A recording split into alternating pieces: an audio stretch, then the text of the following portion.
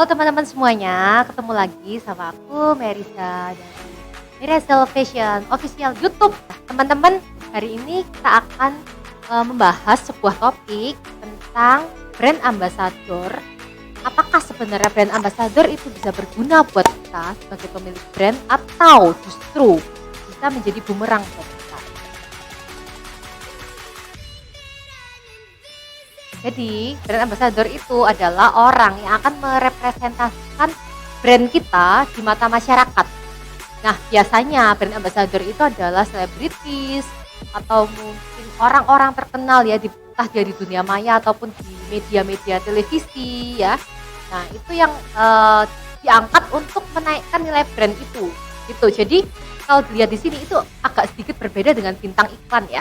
Kalau bintang iklan di TV itu adalah orang yang dibayar untuk menggunakan barang itu atau produk itu, tapi hanya sebatas iklan saja. Sementara kalau brand ambassador itu adalah orang yang mengangkat value, jadi nilainya itu harus dibawa gitu ya. Jadi anggapannya nih, brand ambassador itu bisa menjadi kayak mukanya gitu loh, mukanya dari si brand tersebut. Tentunya brand ambassador itu harus menggunakan barang itu dalam kehidupannya dia gitu. Jadi tentunya kita waktu memilih brand ambassador ya mesti mempertimbangkan apakah brand ambassador ini memiliki value yang sama si brand. Nah, itu teman-teman, ini adalah sesuatu yang menarik ya. Nah, ternyata karena mungkin secara nilai brand ambassador ini sedikit lebih besar gitu ya, karena kan dia membawa nilainya dari si produk tersebut ya, sehingga biasanya brand itu akan lebih memperhatikan gitu loh, kayak tingkah lakunya si brand ambassador, kemudian juga apa sehari-hari sudah sesuai dengan nilai yang dibawa dari si brand tersebut gitu ya. Nah, ternyata ada loh kejadian-kejadian di mana brand ambassador itu tidak bisa mengangkat nilai atau membawa value itu ke dalam kehidupannya, sehingga orang bisa berpikir brand ambassador ini cocok gak sih gitu. Karena kan brand ambassador itu akan dilihat juga oleh masyarakat ya. Di masyarakat melihat brand ambassador, kemudian mereka melihat misalnya nih brand ambassador tersebut tuh misalnya nih brand A gitu ya, dia membawa brand A. Nah, sementara kesehariannya ternyata si brand ambassador itu menggunakan brand B.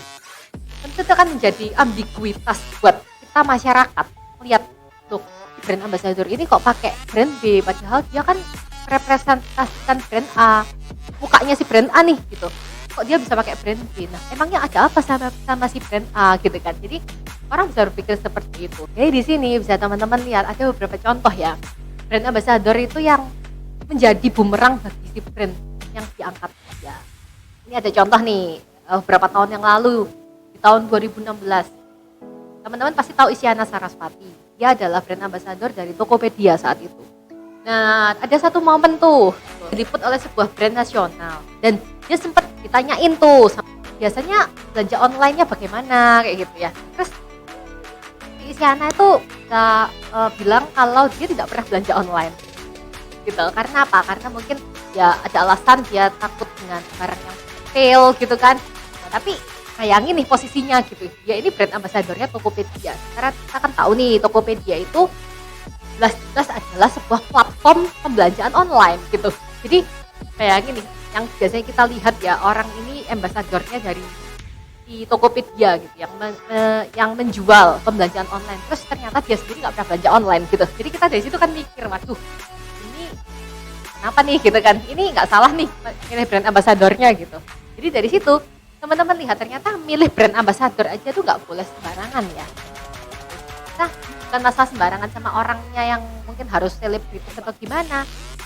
Masalahnya sesuai nggak nilai-nilai yang diangkat gitu oleh brand ambassador ini dengan si pemilik brand.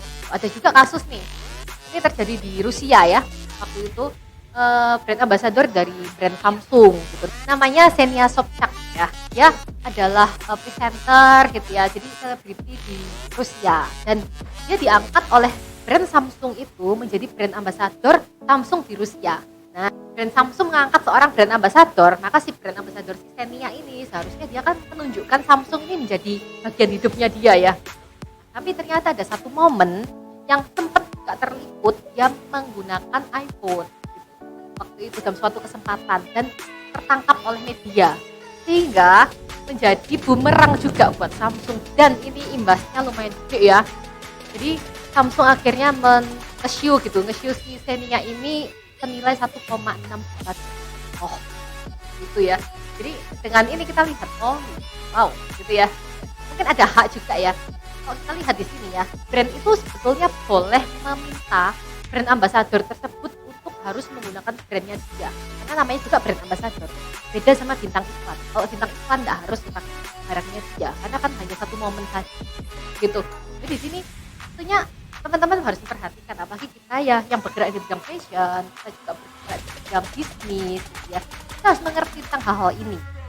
Seandainya teman-teman ingin menggunakan brand ambassador untuk mengangkat brand teman-teman, nah ada beberapa hal yang harus dipertimbangkan.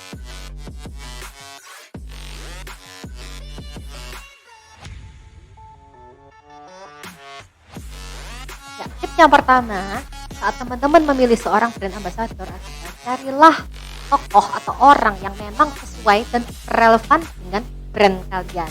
Sebagai contoh nih, misalnya kita sedang mengangkat sebuah brand baju bayi atau baju anak gitu ya. Ya, kalau kita mengambil brand ambassadornya adalah seorang remaja, ya tentu nggak cocok ya. Lebih cocok misalnya ibu-ibu yang punya anak kayak gitu ya. Jadi itu akan lebih relevan karena sesuai dengan target market yang kita angkat gitu. Yang kedua, ya ini tadi yang sudah saya singgung tentang nilai ya, tentang value atau visi dari si brand ambassador. Jadi nggak sembarangan orang, entah hanya terkenal, entah hanya dia memang sedang naik daun, tidak hanya itu. Jadi, apakah nilai-nilai yang dia angkat memang sesuai? Misalnya nih, kita mengangkat baju yang ramah lingkungan, ya, kita mengangkat yang sustainable. Nah, kita juga harus mencari brand ambassador yang memang punya ingin mengangkat hal yang sama. Hal yang dilakukan dalam kesehariannya itu mencerminkan gitu. Kita tidak menemukan satu momen di mana brand ambassador menggunakan sesuatu yang tidak sesuai dengan nilai yang sedang kita angkat. Yang ketiga, pastikan kalau brand ambassador tersebut adalah orang yang profesional ya. Karena brand ambassador ini akan mencerminkan brand kita tuh selama satu momen yang cukup panjang ya. Nah, bagaimana mereka harus profesional dan keseharian dalam pekerjaan. Jangan sampai misalnya nih kita butuh untuk ada representasikan sesuatu gitu ya. Kemudian mereka nggak bisa, kalau lagi malas, lagi nggak mood, kita profesional. Kita harus lihat bagaimana sikap pekerjaan kita profesional. Yang keempat adalah kita harus memperhatikan channel yang akan kita gunakan sebagai media marketing. Karena tentu ya, saat kita memutuskan untuk memilih seorang brand ambassador, tujuannya tentu marketing kok sebetulnya gitu ya. Dan ini akan berhubungan dengan channel yang kita misal nih, kita ternyata target market yang ada di brand kita itu biasa menggunakan platform misalnya Instagram dan Twitter gitu. Nah, tentunya si brand ambassador ini harus aktif di Instagram dan Twitter gitu. Jangan sampai Twitter ada dan kan tidak efektif gitu. Yang kelima, kita harus memperhatikan masalah pengaruh dari si brand ambassador tersebut gitu. Ya, jadi misalnya nih teman-teman memilih seorang brand ambassador dari media Instagram gitu ya. Nah, di media Instagram itu kan mungkin teman-teman perhatikan ada namanya followers yang aktif, tidak aktif, ada yang mungkin followersnya itu yang asli atau yang fake gitu ya. Nah, dari situ teman-teman boleh perhatikan dulu gitu. Bagaimana sih si brand ambassador ini memiliki followersnya gitu, audiensnya ada nggak gitu, apakah audiens aktif atau tidak, apakah audiens real atau malah fake gitu ya. Jadi itu kita harus cari tahu terlebih dahulu. Jadi kita harus memastikan kalau brand ambassador kita ini memang punya pengaruh dan punya audiens. Yang keenam, kita juga harus memastikan budget kita sesuai ya, karena kan ini masalahnya brand ambassador ini pasti kita akan mengeluarkan biaya gitu ya. Nah itu jangan sampai nih anggapannya nih kita berat lah gitu ya, mungkin berat kita atau malah berat di brand ambassador tersebut. Jadi usahakan ada negosiasi yang bisa menghasilkan sebuah keputusan mana yang saling menguntungkan kedua belah pihak gitu. Nah, yang terakhir, pastikan juga brand ambassador itu mengerti tentang marketing. Itu. Kenapa kok perlu ngerti marketing ya? Padahal dia brand ambassador. Nah, brand ambassador itu harus ngerti marketing karena dia akan berhubungan juga dengan target market kita. Tentu seorang brand ambassador itu juga harus mengerti apa sih sebetulnya tugas, apa sih sebetulnya yang harus dilakukan oleh seorang duta. Ya, jadi mereka tuh memahami peran mereka gitu. Sehingga kalau di sini kita lihat seorang brand ambassador itu tentu adalah seorang yang memang dia itu mengerti tentang pekerjaannya dia gitu. Jadi selain profesional, dia paham dia harus ngapain, dia juga memiliki nilai yang sama. Nah, baru teman-teman bisa lihat dia mungkin cocok menjadi brand ambassador dari brand kita gitu ya. Jadi di sini teman-teman, mungkin teman-teman yang masih galau tuh, atau teman-teman yang masih bingung untuk memutuskan aku baiknya butuh nggak ya brand ambassador gitu ya, atau mungkin juga orang itu gitu ya, mungkin sudah kita lihat dia sesuai dengan nilai-nilai kita.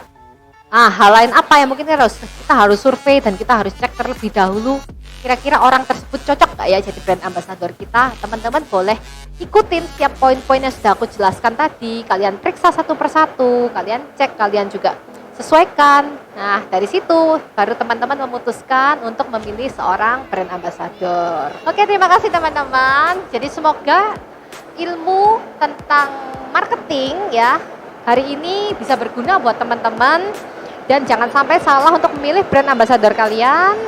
Jangan lupa subscribe YouTube Miresel karena akan banyak sekali informasi seputar fashion yang teman-teman bisa dapatkan. Oke, sampai jumpa.